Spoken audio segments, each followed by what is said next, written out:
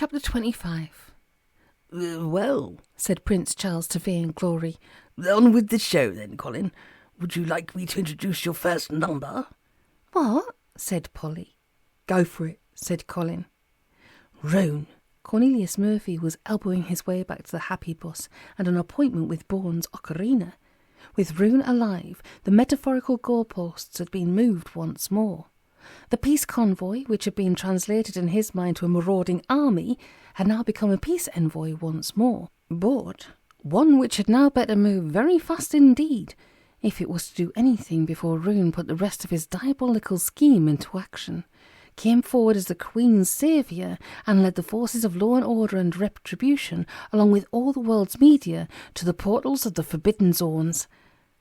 When Cornelius did reach the bus, he found Bollocks at the door waiting for him. "Your old man just kidnapped the Queen," said Bollocks, "just like you told us he would. Is Tuppe with you? He's in the back. He and Bone got duffed up by a hired heavy." "What?" Cornelius made his way to the little man with the big lip. "Tell me you did this and he will die," said Cornelius Murphy. "Bone did it," Tuppe replied. "I was running away and the heavy hit Bone and Bone fell on top of me." "The heavy wanted me to commit an unnatural act with him," Bone explained, "so I gave him headbutts." "Did you see the broadcast?" Tuppe asked Cornelius. "Your old man just kidnapped the Queen. I bet your police know he's not dead."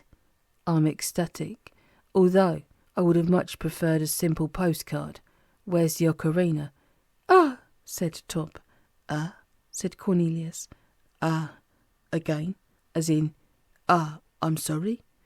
"I'm afraid so. I was keeping the ocarina safe, but when Bone fell on me, it got broke." "Oh, perfect." Cornelius threw his hands up into his hair. "This is just perfect. What we gonna do now?" Excuse me." Bollocks fluttered his fingers. "But you said that if you were having an epic, then I could be in it." "We were, and you were," said Cornelius. "But now it looks as if we're not again. I don't know exactly where this leaves you." "I'd rather like to build up my part a bit, as it happens, because I have the solution to your problem." "You do," said Cornelius. "I do," said Bollocks. "Go for it," said Tuppe. Something, well, it was two somethings really, moved invisibly through the corridors of Buckingham Palace. There was a large something and a not-so-large something. The large something carried the not-so-large something, which was struggling, but unable to cry out, due to the elastoplast dressing stuck over its mouth. The large something was, of course, Hugo Rune, and the smaller struggling something, somebody.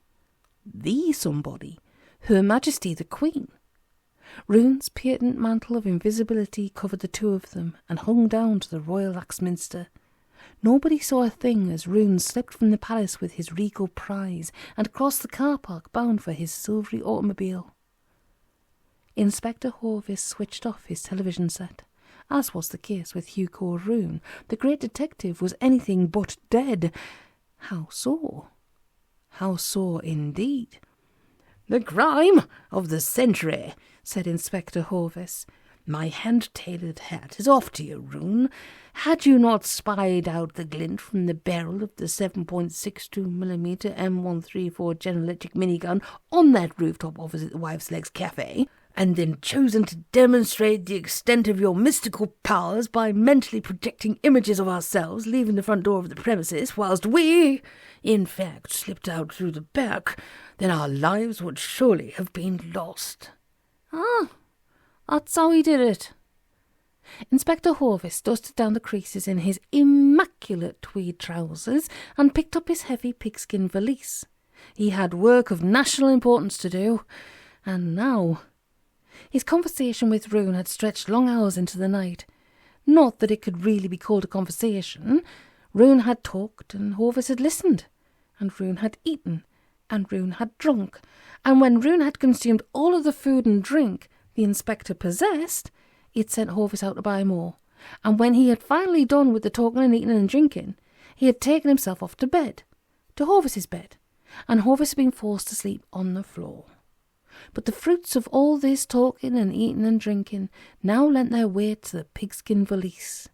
There was a map of London, on which all the entrances to the forbidden zones were clearly marked, a number of ocarinas of the reinvented persuasion, complete with instructions for their correct use, a great dossier compiled by Rune of the crimes wrought against mankind by the denizens of the forbidden zones, a free pardon for Rune regarding all his past misdemeanours, to be signed by Her Majesty at the time of her release, along with a long list of hereditary titles and privileges Rune claimed to be his, through virtue of certain traditions, old charters, yes indeed charters this time, and some things and so much more. A solemn pact had been drawn up between the policeman and the mystic, to the effect that each would protect the interests of the other. Rune, the mystic, would kidnap the Queen in such a manner that his identity remained unknown and keep her in a place of safety. Hovis, the policeman, would lead in the police and the army and whoever else he could muster up, acting upon information received from Hugo Rune. Each would live long and prosper. Of course, there did remain the matter of whether Hugo Rune could actually be trusted. Inspector Hovis did not think for one tiny moment that he could be, but he chose not to dwell upon Rune's possible treacheries. For now, as Holmes would have it, the game was afoot. Hovis had to make his way directly to Scotland Yard, arouse the most powerful of the powers that be, yet are not in the pay of the blighters in the forbidden zones, and begin the assault. He and Rune had synchronized watches. It had been agreed Hovis should lead in the troops at the stroke of midnight. "And so," said the great detective, checking his immaculateness in the cracked old bedroom mirror, "Scotland Yard the double, and the crime of the century right in the bag." "It's an interesting plan," said Cornelius to Bollocks. "A veritable blinder of a plan," agreed Tuppe. "I'm glad you like it," said Bollocks to the both of them. "Shall we go out there and give the thing a try?" And as neither of them had done it for a while, Cornelius looked at Tuppe, and Tuppe looked at Cornelius. "Let's do," he said. "I want this thing handled delicately," said Chief Inspector Lytton at the bottom of the hill, near to the place where the buses turn around. "I want a volunteer to go up there and switch off the sound system." The policemen surrounding him turned their faces away and mumbled into their boots. They'd quite enjoyed the violent skirmishes of the previous day, because they did outnumber those travellers, the ones in the pay of the BBC, by about 30-1. But this looked like a kamikaze mission. They weren't keen. Went the officers of the law.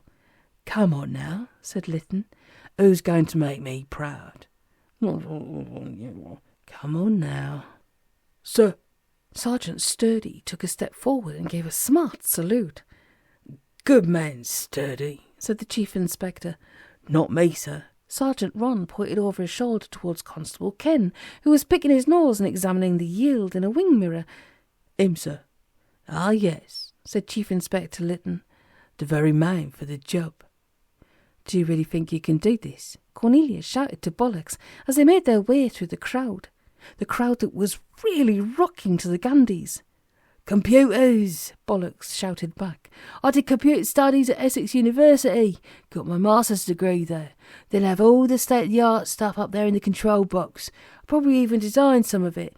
All you have to do is use a little mouse and draw your ocarina with its extra holes. I can then get the computer to translate your drawing into a 3D image and analyse it. The computer will then be able to play the new notes. From the control box, we can pump them straight through the speaker system." Naturally, Cornelius didn't hear much of this, not with all the good rocking and everything. But when he saw Bollocks put his thumb up, which seemed like a good sign.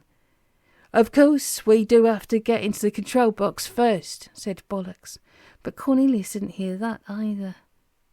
The bigwig in the control box was in something of a lather. He was on the telephone. "What do you mean, vanished?" he was asking. "How can the Queen of England just vanish? What about that voice saying she's been kidnapped? Who was that? How was it done?" The bigwig on the other end of the line, he had been the second bigwig at the meeting of the bigwigs, did not know the answers to any of these questions. He did not know how the Queen could simply vanish from the balcony of Buckingham Palace with the whole world looking on. But he did not seem altogether concerned about the who's, how's and why's. He seemed far more concerned about certain enormous sources of potential revenue, Product managers who handled the accounts of companies who sold goods by royal appointment were already flooding his switchboard with calls regarding the booking of prime TV slots during coverage of the situation to come. "I'll get the contracts, boys, straight onto it," said the bigwig in the control box, replacing the receiver and rubbing his hands together. Bollocks, Cornelius and Tuppe crept in the direction of the control box. There were a lot of hired heavies about now. "You don't happen to see the one that hit Bone by any chance?" Cornelius shouted into Tuppe's ear. "Does it matter?" "Well, I just thought it might be fitting if he was the one we had to clout to get into the control box." "That's him," said Tuppe, pointing to the one that just happened to be God in the control box. Coincidence? Synchronicity? The 10,000 decibel hairdryer of destiny? Call it whatever you will, but call it something, because there's a good deal more of it yet to come. Like this next bit, for instance. Inspector Horvis hailed a black cab. "Take me to Scotland Yard," said he, "at the double." "Right, your governor," replied Terence Arthur Mulligan. Cornelius sauntered up to the fellow in the official Gandhi's Hairdryer World Tour t-shirt, who was guarding the control box. "Back," said this fellow, registering the tall boy's approach. "I understand you recently smoked a chum of mine," said Cornelius. "Smoke?" The fellow lowered a beetling brow. "What is smoke?" "Smoke, as in smite," said Cornelius, "as in to smite, to have smitten, and to have been smitten." "As in smitten with love?" asked the heavy, eyeing Cornelius up and down and nodding with approval. "No, as in smitten with the fist." And verily the smiter of Bourne did fall onto the earth. "Nice smiting," said Tuppe. "Let's get inside," said Cornelius.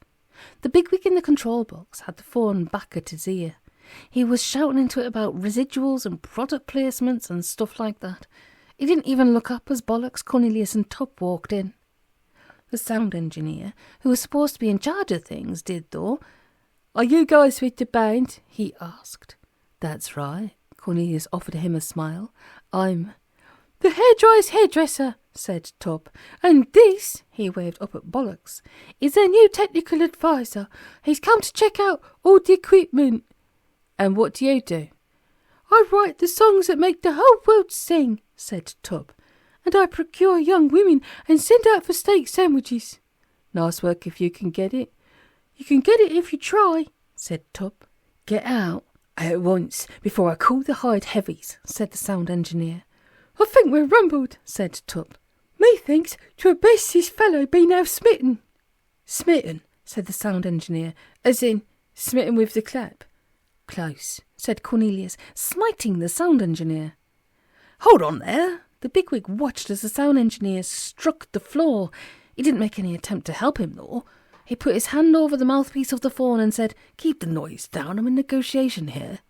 And thus it was that Cornelius did smite the bigwig also. "Come on over, baby, there's a whole lot of smiting going on," sang Tuppe. "Let's have a look at this computer system," said Bollocks. Constable Ken Loathsome plodded up Star Hill. He was taking the roundabout route, the route which did not have him finding his way into a traveller's cooking pot. Cannibals to a man jack of them, those travellers. Everybody knew that. The constable's hand was in his right trouser pocket. It clutched the regulation police-issue pistol, of the kind they do not carry in their cars. He wasn't looking for trouble, but if trouble came looking for him, he'd shoot it. "Now that's handy," said Bollocks. "This computer system is the very same as the one I worked on at Essex." Coincidence? Synchronicity? Told you. I should have this set up in a couple of minutes. Now, Cornelius, you see this screen? We'll take this little thing, that's the mouse.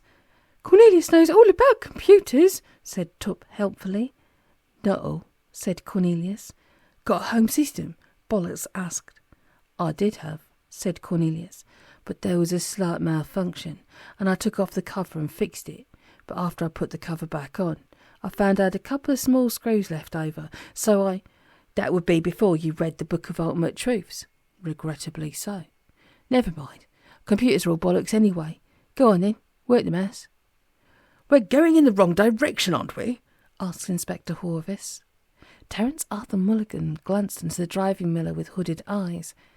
"It's a shortcut," said he. The Gandhis were going at full tilt. Now, if you've never seen Gandhi's Hairdryer play live, and there may just possibly be some lost soul in Outer Mongolia that hasn't, getting the measure of their music can be a tricky business. The lead singer, when asked by the presenter of a TV arts programme to describe it, said, "Basically like, the music is diatonic, based upon any scale of 5 tones and 2 semitones produced by playing the white keys of a keyboard instrument, especially the natural major and minors." "We'll have to stop you there," said the presenter. "Why?" asked the lead singer. "Because it wasn't funny the first time, and I'm not sitting through it again." "Fair enough." 23,000 souls were giving the ground some welly. You really had to be there. At the side of the stage, Polly said to Prince Charles, "What about your mum?" "Mummy?" The prince was tapping his toes and bobbing his fingers. "Your mummy, yes. She's been kidnapped or something, and you don't appear to be showing a lot of concern." Prince Charles made his concerned face. "There," said he. "See how concerned one is." Polly found the words of Michelet, who, forming in her mouth, "It is a general rule that all superior men inherit the elements of superiority from their mothers," she said.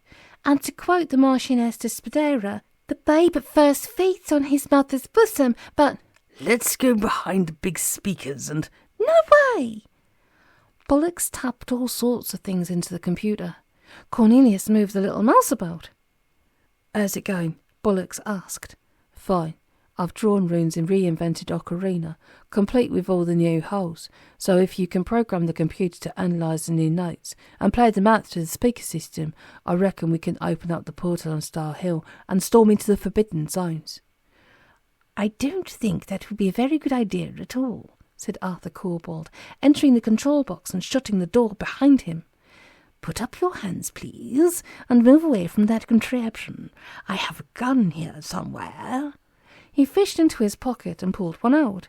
It was a very big gun. It was not regulation police issue. "Now nobody move until I pull the trigger. Then you can fall down dead."